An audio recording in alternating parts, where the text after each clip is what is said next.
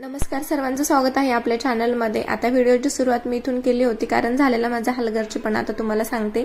तर आता किचन मधलं थोडंसं काम बाजूला ठेवून आहे ना, मी थोडंसं बेडरूम मधलं आवरायला घेतलं होतं आणि दुधाचं गॅस असता थोडासा जास्त फ्लेम करून ठेवलं होतं, त्याच्यामुळे बघा ना किती सारं काम वाढलं होतं।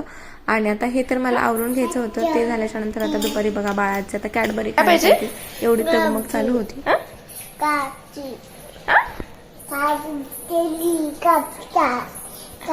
चिली काय काय पाहिजे? बॉल वरी घे। हा जर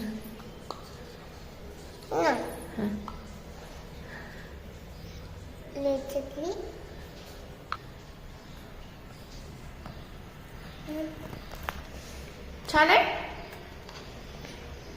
विशू, छान आहे।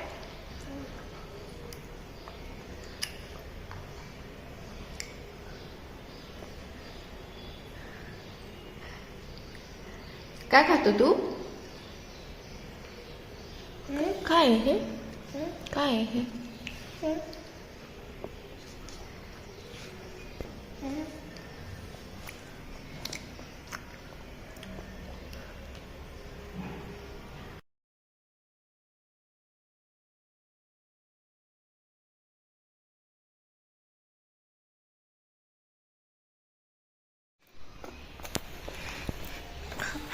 काय खाल्लं बाळा तू?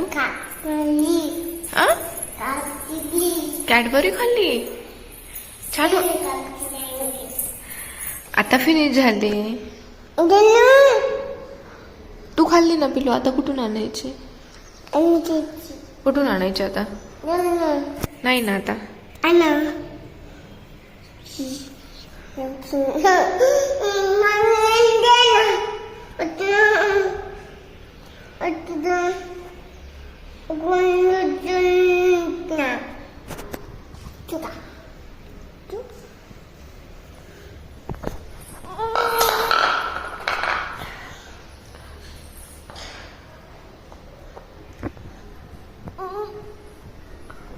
उठू उठू का?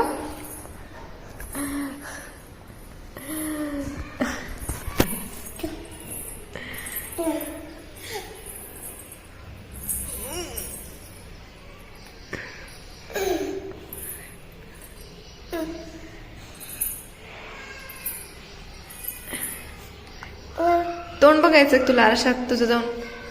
तोंड बघ ना कसं झालंय। तर तसं तर विशूला मी जास्त काही बाहेरचं खायला देत नाही, पण एक दोन अशा कॅडबरी मी फ्रीजमध्ये ठेवलेल्या असतात आणि कधी तर त्याला पण आठवण येते आणि तेव्हा तर द्याव्याच लागतात। आणि संध्याकाळी आहे ना, मी हे शेवग्याच्या शेंगाचं सूप बनवायला घेतलं होतं। आता हे मी फर्स्ट टाइमच बनवणार होते, याच्या आधी काही मी बनवलेलं नव्हतं। तर त्याच्यासाठी आहे ना, एका कढईमध्ये पाणी गरम करून घेतलं, त्याच्यामध्ये छान स्वच्छ धुवून घेतलेल्या शेंगा, थोडीशी हळद टाकली आणि मीठ टाकून याला छान आधी शिजवून घेतलं।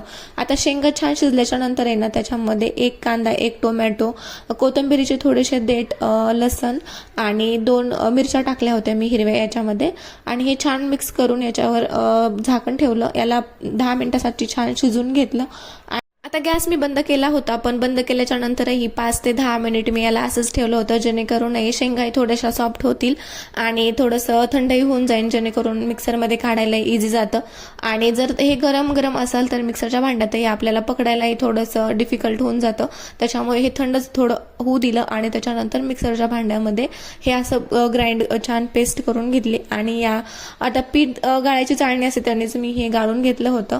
आणि त्याच्यानंतर आहे ना, आता हे शेंगा शिजवलेलं पाणी होतं ते पण मी याच्यामध्ये थोडं थोडंसं करून टाकत होते, जेणेकरून याच्यातला सगळा गर निघून जातो। ची कन्सिस्टन्सी ऍडजस्ट करत करत मी असं थोडं थोडं पाणी टाकून याच्यामधलं सर्व असं स्ट्रेन करून घेतलं आणि त्याच्यानंतर बघा किती छान सूप तयार झालं होतं।